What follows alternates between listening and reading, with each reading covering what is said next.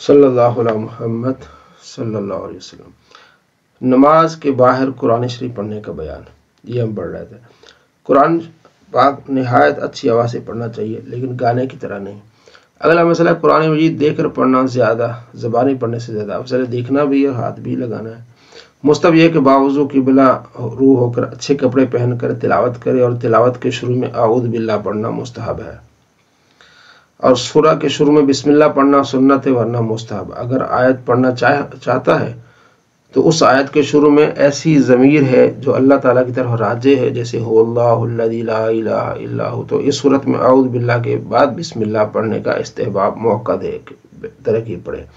بیچ میں کوئی دنیوی کام کرے تو بسم اللہ پھر پڑھ لے، اور دینی کام کیا جیسا سلام جواب دیا، اذان کا جواب دیا، یا سبحان اللہ کا یا کلمہ وغیرہ کا اذکار پڑھے تو اعوذ باللہ پڑھنا اس کے ذمہ نہیں ہے۔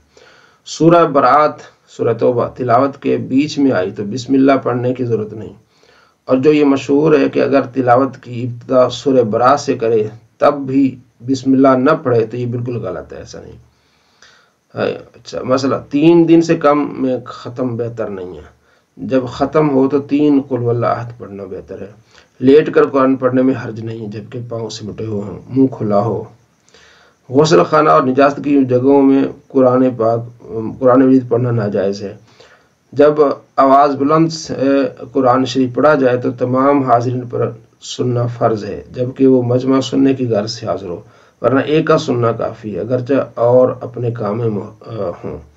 سب لوگ مجمع میں زور سے پڑھیں، یہ حرام ہے کہ اکثر عرس و فاتحہ کے موقع پر سب لوگ زور سے پڑھتے ہیں، یہ حرام ہے۔ اگر چند آدمی پڑھنے والے ہوں تو حکم ہے کہ آہستہ پڑھیں۔ اچھا، بازاروں میں اور جہاں لوگ کام میں لگے ہوں زور سے پڑھنا ناجائز ہے۔ لوگ اگر نہ سنیں گے تو گناہ پڑھنے والے کے پر ہے۔ تلاوت کرنے والے میں کوئی معظم دینی یا بادشاہ اسلام یا عالم دین یا پیر یا استاد آ جائے تلاوت کے دوران تو کھڑے ہونے میں کوئی حرج نہیں ہے۔ جو شخص غلط پڑھتا ہو تو سننے والے پر واجب ہے کہ بتائے کہ یہاں غلطی کی ہے۔ قرآن پاک پڑھنے کے آداب، قرآن پاک زور سے پڑھنا افضل ہے، جبکہ کسی نمازی یا بیمار یا سننے والے کو تکلیف نہ ہو۔ دیواریں اور محرابوں پر قرآن مجید لکھنا اچھا نہیں ہے۔ قرآن پاک پڑھ کر بھلا دینا گناہ ہے، قیامت کے دن اندھا کوڑی ہو کر اٹھے گا۔ قرآن مجید کی طرف پیٹھ نہ کی جائے، نہ پاؤں پھیرائے جائے، نہ پاؤں اس سے اونچا کریں، نہ یہ کرے کہ خود اونچی جگہ پر ہو اور قرآن جو ہے وہ نیچے ہو۔ قرآن پاک کے اوپر کوئی کتاب نہ رکھے، اگرچہ فقہ حدیث کی ہو۔ قرآن پاک پر پرانا بوسیدہ ہو گیا، پڑھنے کے قابل نہ رہا تو کسی پاک کپڑے پر لپیٹ کر احتیاط کی جگہ دفن کر دیا جائے، اور دفن کرنے میں اس کے لحد بنائی جائے تاکہ اس پر مٹی نہ پڑے۔ قرآن پاک کو جو پڑھنے کے قابل نہ رہا ہو جلایا نہ جائے بلکہ دفن کیا جائے۔ قرآن مجید میں صندوق میں ہو اس پر کپڑا وغیرہ نہ رکھا جائے، یعنی جو کپڑے وغیرہ رکھتے ہیں۔ کسی نے محض خیر و برکت کے لیے قرآن پاک اپنے گھر میں رکھ چھوڑا اور تلاوت نہیں کرتا تو گناہ نہیں ہے، بلکہ اس کی یہ نیت اچھی ہے۔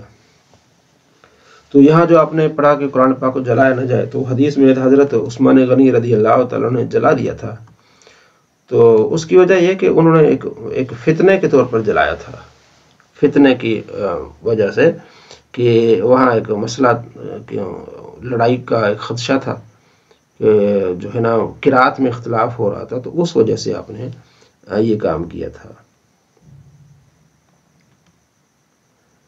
صلی اللہ علیہ محمد صلی اللہ علیہ وسلم۔ جی آواز آ رہی، سب کو صحیح آ رہی آواز؟ بتائے کوئی، مائک کھول کے بتائیں، مجھے آواز نہیں آ رہی آپ کی۔